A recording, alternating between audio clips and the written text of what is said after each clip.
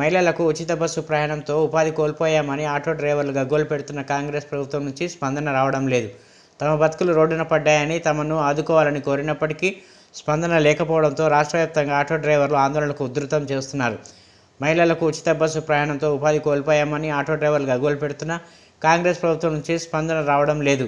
తమ బతుకులు రోడ్డున పడ్డాయని తమను ఆదుకోవాలని కోరినప్పటికీ స్పందన లేకపోవడంతో రాష్ట్ర వ్యాప్తంగా ఆటో డ్రైవర్లు ఆందోళనను ఉధృతం చేస్తున్నారు. ఈ కార్యక్రమంలో ప్రభుత్వం తీరుతో కడుపు తరుక్కుపోయిన ఓ ఆటో డ్రైవర్ తీవ్ర నిర్ణయం తీసుకున్నాడు. తన బతుకు బండిని నడిపించే ఆటోకు నిప్పు పెట్టుకున్నాడు.